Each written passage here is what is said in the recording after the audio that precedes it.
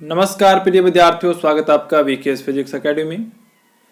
आज 12वीं class Rajasthan board का मॉडल प्रश्न पत्र आ चुका है जो एग्जाम 2021 के लिए है। इस वीडियो में हम ये देखेंगे कि फिजिक्स विषय के अंदर हमारा जो प्रश्न पत्र का पैटर्न है वो कैसे रहेगा, क्या रहेगा, कैसे प्रश्न इसमें आएंगे, छोटे प्रश्न कैसे आएंगे, बड़े प्रश्न किस तरीके से आएंगे, कितने नंबर के आएंगे, क्या उनमें आपको आंतरिक विकल्प मिलेगा या नहीं मिलेगा, और आपको कैसे इनको अटेम्प्ट करना है, किस तरीके से अब अपनी तैयारी आपको करनी है कि आप इसमें अच्छे नंबर प्राप्त कर सकें, 90+ नंबर आप फिजिक्स में लेके आ सकें।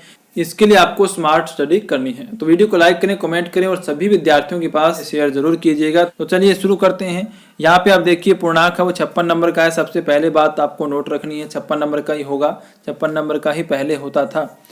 समय है वो 3.25 घंटे का यहाँ पर है। तो यहाँ पर आप देख सकते हैं कि इसके अंदर जो अंक भार है, यहाँ पर हम पहले इस पूरे पेपर का सार देखेंगे कि इसमें किस तरीके से दिया गया है। 5 खंड है आपके पास, पेपर में 5 खंड बनाए गए हैं, ए ब स द य या A B C D E.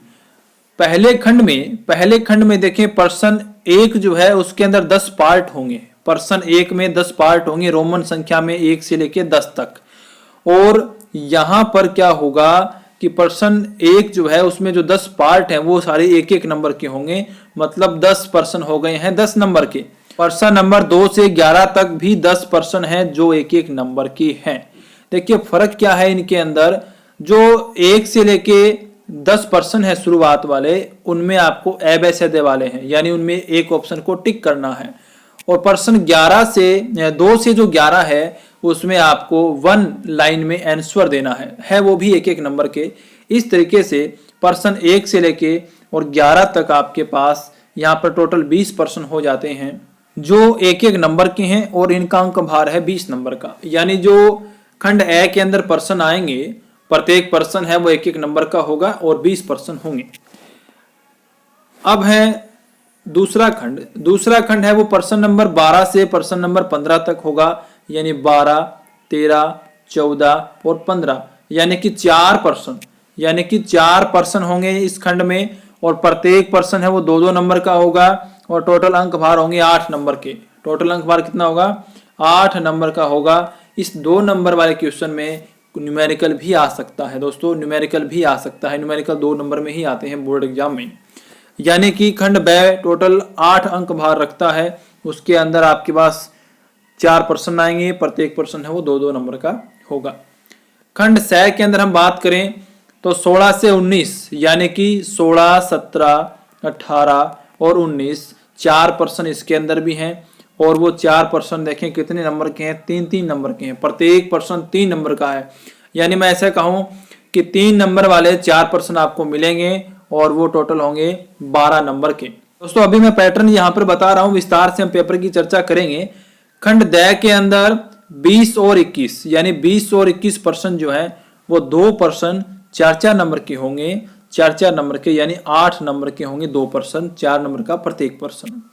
इसके बाद जो खंड यह है, यानी लास्ट वाला जो खंड है जिसमें 22 और 23 नंबर प्रश्न है, 22 और 23 नंबर प्रश्न है, वो प्रश्न भी देखें 2 हैं और उनका अंक भार भी 4 नंबर का है, वो भी 8 नंबर के हैं। यानी 8 नंबर अंक भार वाले मेरे पास 3 खंड है यहाँ पर, खंड ब, खंड द और खंड ये 3 खंड है वो 8-8 नंबर के हैं। खंड ए जो है वो 20 नंबर का है, और खंड स जो है वो 12 नंबर का है। यानी कि अगर आप इसमें छोटे प्रश्न ज़्यादा अच्छे तरीके से टॉपिक को कवर करते हैं, डीपली कवर करते हैं, मात्रक है, विमाएँ है, यूनिट है, ऐसी राशियाँ अगर आप अच्छे तरीके से याद करते हैं तो आपको ए ब स द वाले प्रश्न जो है 20 नंबर अंक भार जिनका है उनमें कोई भी प्रॉब्लम नहीं आएगी, और आप अच्छे से जो आपकी राजस्थान बोर्ड के बुक के अंदर पीछे अति लघुत्तरात्मक और ए ब स द वाले जो क्वेश्चन दिए हुए हैं उनको अच्छे से अभ्यास करें। छोटे प्रश्न आप अभ्यास करें, छोटे प्रश्न यहाँ पर काफ़ी ज़्यादा आने वाले हैं। अब हम चलते हैं विस्तार से। देखें सेक्शन ए के अंदर बहुविकल्प प्रश्न यहाँ पर हैं, और पहले क्वेश्चन में मैंने आपको बताया, पहले क्वेश्चन में 1 से लेकर 10 तक क्वेश्चन होंगे ए ब स द वाले। आवेश का मात्रक क्या है? पहले चैप्टर से दिया गया आवेश का मात्रक कूलाम होता है, आप जानते हैं दोस्तों। इसके बाद यहाँ विरोधाभास है, प्रश्न नंबर 2 में विरोधाभास है।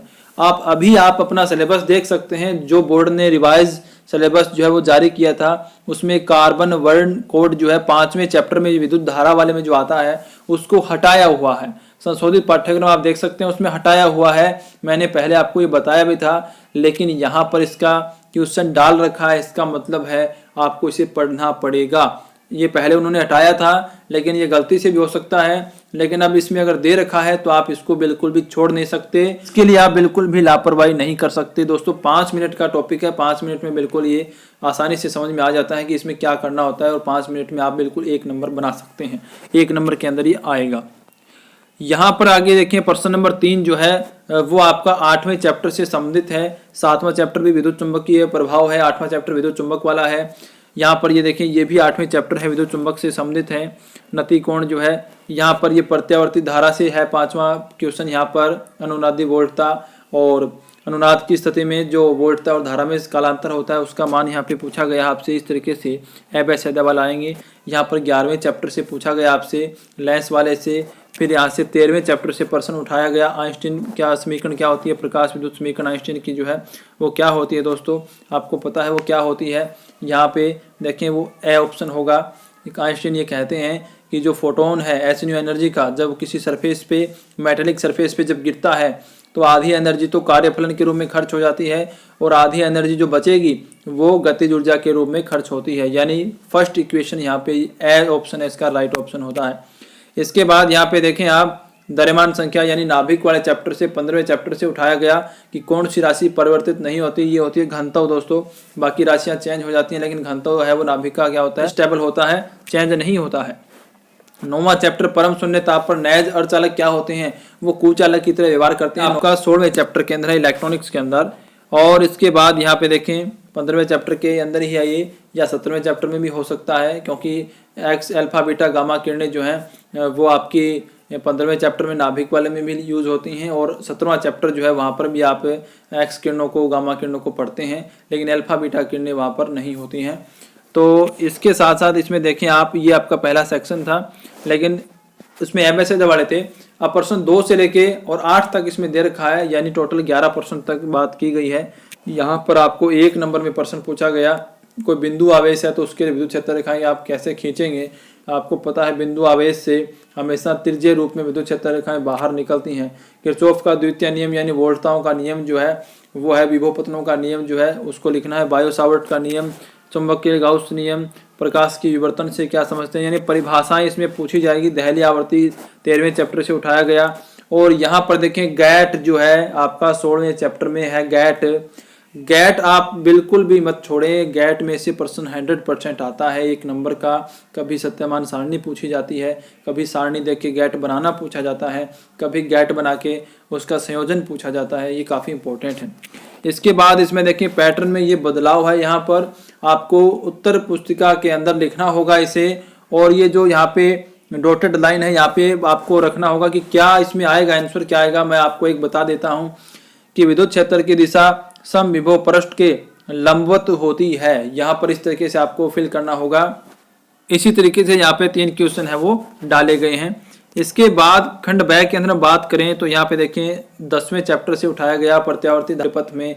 यहाँ पर ये 1+1 2 नंबर का क्वेश्चन है, 1-1 नंबर में इसको तोड़ा गया है। और ये यहाँ पे 13वें चैप्टर से उठाया गया है। देखें इलेक्ट्रॉन से संबंधित डी ब्रोगली वेवलेंथ जो होती है 12.27 एंगस्ट्रॉम बटे √v होती है। ये आप जानते हैं काफ़ी इंपॉर्टेंट होता है। यहाँ पे √ में आप 10,000 वैल्यू ये पुट करेंगे तो √ से बाहर आएगा, और इसमें आप वैल्यू कैलकुलेट करके लिखेंगे।